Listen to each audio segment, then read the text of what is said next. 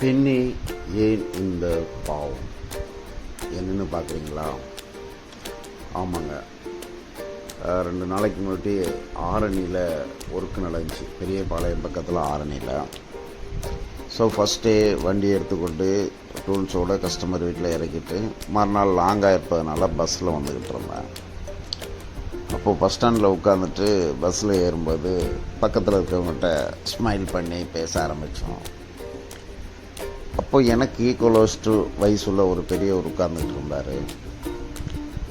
அப்போது யூடியூப்பில் இன்னொரு மனிதன் நியூஸ் பார்த்துட்டு இருந்தார்.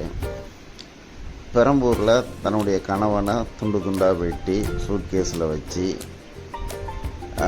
போட்ட நியூஸை பற்றி எக்ஸ்பிளைன் பண்ணிகிட்டு இருந்துச்சு யூடியூப்பு. அது காது வழியை கேட்ட இருந்தவர் பக்கத்தில் பார்த்துட்டு என்னையும் சிரித்தார். ஒரு மனுஷனை கொண்டுட்டாங்க, அவன் செத்தது பல பேருக்கு வருமானமாக போச்சு. ஒரு மனுஷனை கொண்டுட்டாங்க, அவன் செத்தது பல பேருக்கு வருமானமாக போச்சு. அதை தேடுற போலீஸு, அதை நியூஸ் வைக்கிற நியூஸு, அது டாக்குமெண்ட்டு, பிரச்சனை, ஊரில் எல்லோரும் பேசுகிறது, இது எல்லாமே ஒரு வகையில் வருமானத்தை தான் சொல்லுது. அவன் இப்போ சுடுகாட்டில் போய் இறந்து தகனிக்கிற வரைக்கும் இது பிரச்சனை தான் ஓடிக்கிட்டு இருக்கும். இப்போ பாருங்கள், பெண்ணே ஏன் இந்த பாவம், பெண்ணே ஏன் இந்த பாவம். உலகம் தோன்ற நாள் முதல் சின்ன சின்ன தப்புகள் உலகம் ஃபுல்லாக நடந்துக்கிட்டு தான் இருக்குது. அது சில இடங்களில் ஆண்களால் பெண்களுக்கு நடக்குது, பெண்களால் ஆண்களுக்கு நடக்குது. அப்படிதாங்க, நான் இருந்த ஏரியாவில் ஒரு பெண்ணு 5 வயது பெண் குழந்தையை விட்டுட்டு தன் உடம்புல கரைசினை ஊற்றி தீயை வச்சு இறந்து போச்சு.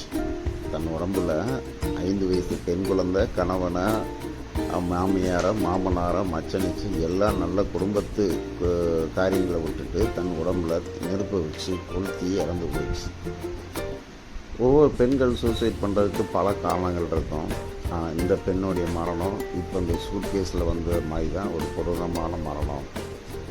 அதுக்கு காரணம் பெண்ணே நீ ஏன் பாவம் செய்தாய் அப்படி நாங்கள் தலைப்பாக பேசுகிறோம்.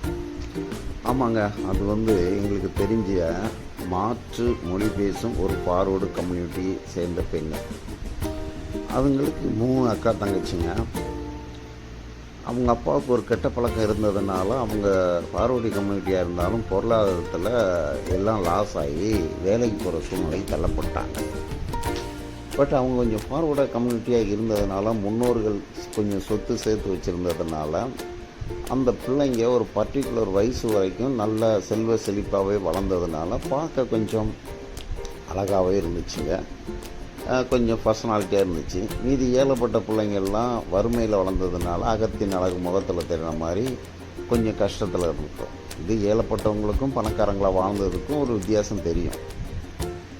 அதே வீட்டில் அவங்க சொந்தக்காரங்க வீட்டில் ஃபார்வர்டு கம்யூனிட்டியில் இன்னொரு சமுதாயத்தை சேர்ந்த ஒரு ஆர்வமுள்ள பையன், அவங்க அம்மா அப்பா கொஞ்சம் கட்டுப்பாடாக வளர்த்தாங்க.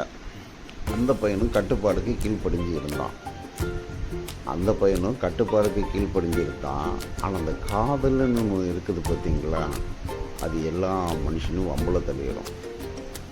அதான் விதின்னு சொல்லலாம், சதின்னு சொல்லலாம். அவ்வளோ கட்டுப்பாடாக இருந்த பையன் அந்த ஃபார்வர்டு கம்யூனிட்டி மாற்று மொழி பேசுகிறவங்க மொழியை கொஞ்சம் புரிஞ்சுக்கிட்டான்.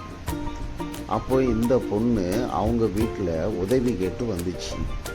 அவங்க மாற்று மொழியில் பேசிக்கிட்டு இருக்கும்போது இவனுக்கு கொஞ்சம் மொழி புரிஞ்சதுனால அவங்கக்கிட்ட உதவி கேட்டபோது அவங்க பணக்காரங்களாக இருந்தாலும் இல்லைன்னு தட்டி கழிச்சு விட்டாங்க. இதை இவர் புரிஞ்சுக்கிட்டாரு. துட்டுன்னு வந்துச்சுன்னா எந்த கம்யூனிட்டி பிரச்சனை இல்லை, கொடுக்குறவன் பெரியவன், கொடுக்காதவன் கெட்டவன். அதான் காந்தி அவை சொல்லியிருக்காரு, ஜாதி 2 ஒளியே வேறில்லை, சாத்துங்கால் நீதி வழிவாய் நேரின் முறையில் இட்டார் வெறியோர் இடாதார் இழிகுலத்தோர். அவர் யாராக இருந்தாலும் இழிகுலத்தோர். கண்ணதாசன் ஒரு மொழியில் சொல்கிறாரு, இரக்கம் இல்லாதவர்கள் அரக்கர்களில் மறுரூபம். அப்போ ஆண்டவர் என்ன சொல்கிறாருன்னா, ஒருவனுக்கு 1 கிளாஸ் தண்ணீர் கொடுத்தால் அதன் பலனை திரும்ப பெறுவாய். அப்போது சில மனிதர்கள் காசு மேலே குறிக்கோளாகவே இருப்பாங்க, யாருக்கும் இரக்கமே பட மாட்டாங்க. அந்த குடும்பத்தில் இந்த பொண்ணு உதவி கேட்டுட்டு இல்லைன்னு வாடி போகும்போது அவங்க வீட்டில் வேலை செய்த இந்த தாழ்ந்த சமுதாயத்து பையனுக்கு அந்த லாங்குவேஜ் புரிஞ்சதுனால தன் கையில் இருந்த பணத்தை அந்த பொண்ணுக்கு தெரியாமல் கூப்பிட்டு கொடுத்து அனுப்பிச்சான். நீங்கள் பேசினதை நான் கேட்டேன், நீங்கள் ரொம்ப அர்ஜென்ட்டில் இருக்க மாதிரி இருக்குது, இதை வச்சுக்காங்க, உங்களால் முடிஞ்சால் கொடுங்க, இல்லைன்னா எனக்கு தெரிஞ்சவங்களுக்கு கொடுத்த மாதிரி நினச்சிக்கிடுவேன். எங்கள் அம்மா முடிஞ்ச அளவுக்கு யாருக்காவது உதவி பண்ண சொல்லியிருக்காங்க. இது சின்ன அமௌண்ட்டு தான், நான் ஏதோ ஒரு கோயில் திருவிழாவுக்கோ இல்லை வேறு எங்கேயோ போனதாக நினச்சிக்கிடுறேன், இதை எடுத்துகிட்டு போங்கன்னு அந்த சின்ன அமௌண்ட்டை கொடுத்து அனுப்புகிறோம். அந்த பொண்ணு ஒரு பார்வை பார்க்குறா, நம்ம மீது இறக்கப்படுறதுக்கு ஒரு ஜீவன் இருக்குது அப்படின்னுட்டு. 2 பேருக்கும் பருவ வயசு. இப்போ பாருங்கள், இந்த வயசு பசங்க சினிமாவுக்கு போனாங்கன்னா ஏதோ ஒரு படத்தில் ஹீரோ அப்படி சிகரெட்டை தூக்கி போட்டு பிடிச்சி அப்படி வாயில் வச்சு ரவுண்டாக மொட்டை விடுறத பார்த்துட்டான்னா, இவன் கையில் பணம் வந்த உடனே இவனும் நல்லா ட்ரெஸ்ஸு பண்ணி வீட்டுக்கு தெரியாமல் ஒரு சிகரெட்டை வாங்கி பற்ற வச்சு அப்படியே வாயில் ரவுண்டாக விட்டு பழகிறது, தண்ணி அடித்து பழகிறது, ஃப்ரெண்ட்ஸு கூட பழகிறது இயற்கையான காரியம். அதே போல் இந்த வயசு பிள்ளைங்க ஒரு 2 வீலரில் போகும்போது முதல்ல தன்னுடைய அப்பாவை கட்டி பிடிச்சிக்கிட்டு போகும். அப்போது அது அப்பாவை கட்டி பிடிக்குது, அதில் காமம் இல்லைன்னு சொல்லலாம். ஆனால் அடுத்த ஒரு முறையில் ஒரு காதலனை கல்யாணம் ஆகிறதுக்கு முன்னுக்கூட்டி அந்த பொண்ணு கட்டி பிடிச்சிக்கிட்டு வண்டியில் வேகமாக ஆடி ஆடி போய் கீழே வந்து எத்தனையோ உயிர்கள் போயிட்டு தான் இருக்குது. ஆனாலும் பிள்ளைங்க போயிட்டு தாங்க இருக்குது. பெண்ணேயே இந்த பாவம். அந்த மாதிரி தான் அந்த பருவ வயசில் தனக்கு மேலே இருக்கிற பெண்கள் மீதும் தனக்கு கீழே இருக்கிற ஆண்கள் மீதும் ஒரு இனம் புரியாத காதல் இயற்கையாக உருவாகிடுது. அந்த மாதிரி தான் இந்த பையனுக்கும் காதல் உருவாகிச்சு. ஒரு காலகட்டத்துக்கு பிறகு கல்யாணமும் பண்ணிடுறாங்க. கொஞ்சம் தான் எதிர்ப்பு இருந்துச்சு. பையன் நல்ல பையனோடனே அவங்க குடும்பமும் வறுமையிலேருந்து ஒத்துக்கிட்டாங்க. ஆனால் இந்த பொண்ணுக்கு கொஞ்சம் மேல்ஓட்டமாக வளர்ந்ததுனால அந்த குடும்பத்தோட வாழ மனசில் ஒரு கசப்புணர்வு இருந்துக்கிட்டு இருந்துச்சு. அந்த குடும்பம் நல்ல குடும்பங்க. அப்பா டிரைவரு, 3 தம்பிங்க, 4 பிள்ளைங்க, ஒரு மூத்த பிள்ளை. இந்த பொண்ணு அந்த குடும்பத்தை விட்டுட்டு அவங்களுடைய நடவடிக்கையும் தனியாக வந்து ஒரு குழந்தை பிறந்து 5 வயசில் பொண்ணு இருக்குது. அந்த குடும்பத்திலேருந்து வந்து பார்ப்பாங்க, பார்த்துட்டு போயிடுவாங்க. நல்லா அன்பாக இருந்துட்டு இருந்த பெண்ணுக்கு பக்கத்தில் இந்த தவறான மனிதர்கள், கொஞ்சம் செண்டடிச்சுக்கிட்டு ஃபேன்சியாக இருக்கிறவன், ஒரு ஹார்பாரில் வேலை செய்கிறவன் வந்தான். இந்த ஹார்பார் ஷிப்பிங்கில் ரொம்ப நாள் கடலில் இருந்து வர்றவங்க வந்து இங்கே ஹோட்டலில் பாரில் தண்ணி கிணி அடித்து கெட்ட வழியில் போவாங்க. இந்த கிளியரன்ஸில் இருக்கிற ஆளுங்க அவங்களுக்கு தேவையான சில தவறான நடவடிக்கைகளை செய்வாங்க. இதுக்கு சில குடும்ப பெண்களை பலியாக்குறாங்க. அந்த மாதிரி தாங்க அந்த பக்கத்து வீட்டில் இருந்தவன் அப்படியே கொஞ்சம் பந்தா பண்ணி இந்த பொண்ணுக்கிட்ட அப்படியே அன்பாக நடக்கிற மாதிரி நடந்து இந்த பெண்ணை கூட்டி கொண்டு போய் அந்த ஷிப்பிங்கி ஆளுங்களுக்கு இரையாக்கிட்டான். இவனுக்கு டிரைவர் வேலை பார்த்தாலும் ஒரு 5 வயசில் குழந்தை இருக்குது, இந்த பிள்ளைய நல்லா படிக்க வைக்கணும், அதனால் அடுத்த குழந்தைங்க வேண்டாங்கிற ஒரு சூழ்நிலையில் இருந்தவன் இந்த பொண்ணு தன்னை மறந்து அவங்க கூட போய் கடைசியில் கர்ப்பமாயிடுச்சிங்க.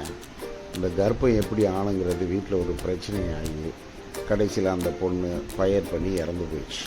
பாருங்கள், பெண்ணே ஏன் இந்த பாவம். இப்படி பல குடும்பங்கள் ஆண்களும் தங்கள் மனைவிகள் மக்கள்களை விட்டுவிட்டு ஏதோ ஒரு மாயையில் போய் விழுந்து தங்களை தாங்களே அழிச்சுக்கிறாங்க. அதே மாதிரி பெண்களும் ஏதோ ஒரு மாயையில் போய் தங்களை தாங்களே அழிச்சுக்கிறாங்க. பாருங்கள், இந்த காதலனோட வண்டியில் கட்டி பிடிச்சிக்கிட்டு போகுதுங்களே, இந்த இதுக்கெல்லாம் யார் அடிப்படை காரணம்னா இந்த உலகம்தான். இந்த உலகத்திலிருந்து ஒரு மனுஷன் விடுபடணும்னா அவன் முதலாவது கடவுளை தேடணும். அந்த கடவுளை தேடும்போது அந்த கடவுள் கொடுத்த புத்தகங்களை படிக்கணும். அது பைபிளாக இருக்கலாம், கீதையாக இருக்கலாம், குரானாக இருக்கலாம். அதில் என்ன சத்தியங்கள் சொல்லப்படுதோ அதுக்கு கீழ்ப்படிஞ்சு நடக்க அது பெரிய சாக்கியம். அதான் வேதம் சொல்லுது, கர்த்தாவே உம்மை துதிக்க முடியாத கிருபையை தாரும். அப்போ எந்த ஒரு மனிதன் எந்த சமுதாயத்தில் பிறந்தாலும் கடவுளுக்கு கீழ்ப்படிஞ்சு நடக்கும்போது இந்த காதல் மோதல் எதுவும் தவறுன்னு சொல்லலை. எத்தனை சூழ்நிலைகளை வந்தாலும் கடவுளுக்கு பயந்து நடக்கிறவன் தப்பான வழியில் போக ஒரு பயம் இருக்கும். அது ஆணாக இருந்தாலும் பெண்ணாக இருந்தாலும்.